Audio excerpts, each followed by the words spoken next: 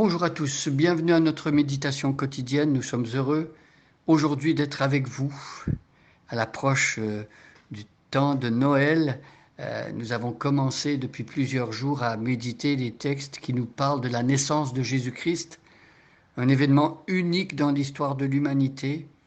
Jésus-Christ, le Messie, qui est prophétisé, qui est annoncé plusieurs millénaires avant l'événement. Jésus-Christ qui viendra au temps voulu par Dieu. Et les prophètes de l'Ancien Testament, plusieurs, ont parlé, ont donné des détails concernant sa venue, concernant la ville où il va naître, ce qu'il va vivre quand il va grandir et lorsqu'il exercera son ministère public, et plein de détails comme cela qui nous expliquent les faits et gestes de Jésus bien avant que Jésus vienne. C'est un phénomène unique dans les écrits religieux de tous les temps.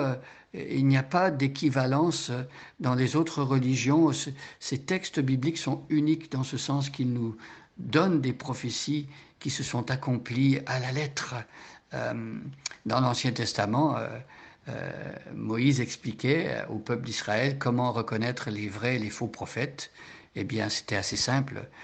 Les faux prophètes annonçaient des choses qui ne se réalisaient pas et les vrais prophètes annonçaient des vérités qui se réalisaient à 100%.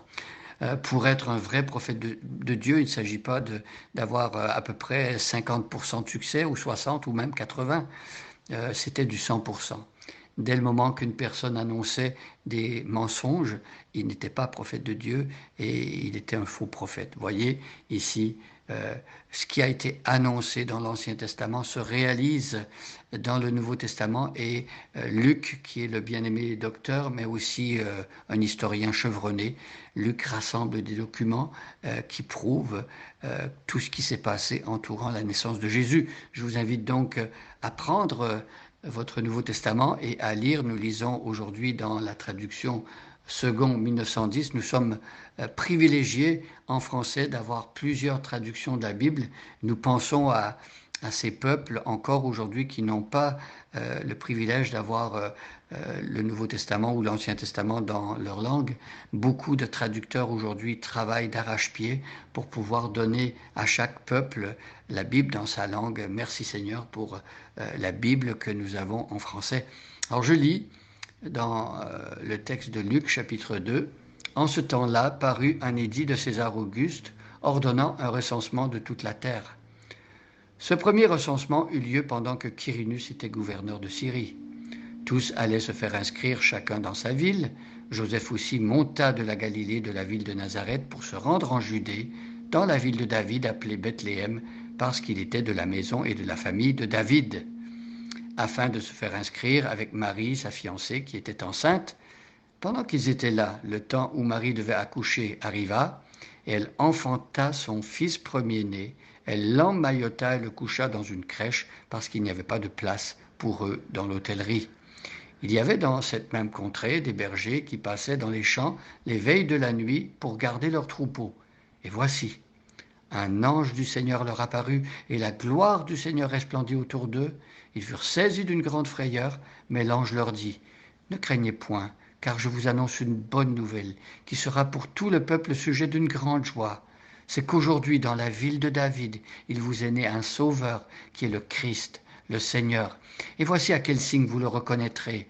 Vous trouverez un enfant emmailloté et couché dans une crèche. » Et soudain, il se joignit à l'ange une multitude de l'armée céleste, louant Dieu et disant, « Gloire à Dieu dans les lieux très hauts, et paix sur la terre parmi les hommes qui l'agréent. » Lorsque les anges les eurent quittés pour retourner au ciel, les bergers se dirent les uns aux autres, « Allons jusqu'à Bethléem et voyons ce qui est arrivé, ce que le Seigneur nous a fait connaître. » Ils y allèrent en hâte, et ils y trouvèrent Marie et Joseph et le petit enfant couchés dans la crèche.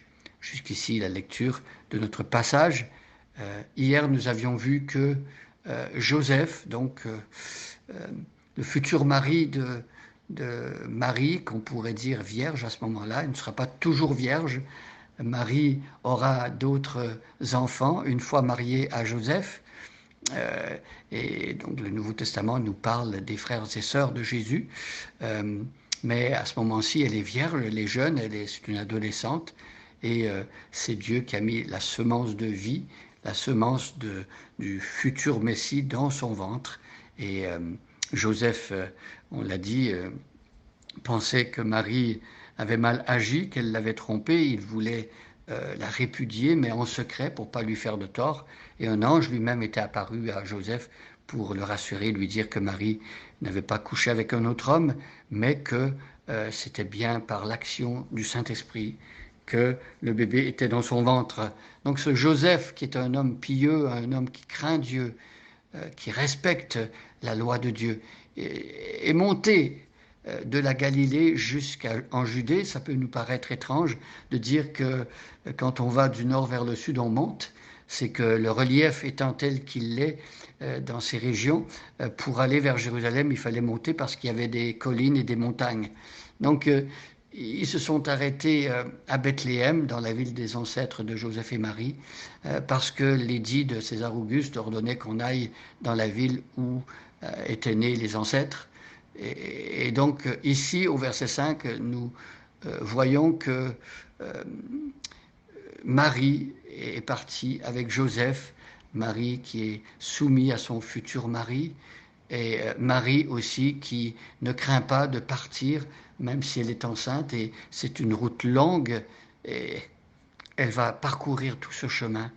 Elle fait confiance à Dieu, elle fait confiance aux paroles que les anges ont prononcées lorsqu'elle a reçu la visite de Gabriel, et donc elle va se faire inscrire elle aussi, et à ce moment-là, elle n'est pas encore mariée à Joseph, elle est fiancée, mais à l'époque, les fiançailles, ce n'était pas quelque chose de léger et d'un petit peu superficiel parfois, comme aujourd'hui en Occident ça peut l'être. Lorsqu'on était fiancé, c'était presque comme si on était marié. Ici, elle était fiancée et elle va suivre son futur mari. Et Dieu a permis qu'elle se rende jusqu'à Bethléem et qu'elle accouche à Bethléem pour que les prophéties de la Bible s'accomplissent. Nous remercions Dieu pour des personnes comme Joseph et Marie. Nous remercions Dieu parce que Dieu lui-même les a soutenus et parce qu'ils sont aussi des exemples pour notre foi. Nous ne prions ni Joseph ni Marie, nous ne prions pas des êtres humains, nous prions la divinité. Et pour les chrétiens, le Dieu chrétien est un, mais en trois personnes, Père, Fils et Saint-Esprit. Voilà le Dieu que l'on prie, le Dieu Père, Fils et Saint-Esprit, mais pas les saints, pas les êtres humains. L'adoration, la prière et le culte est réservé qu'à Dieu seul. Bonne journée à chacun et à chacune, et soyez bénis.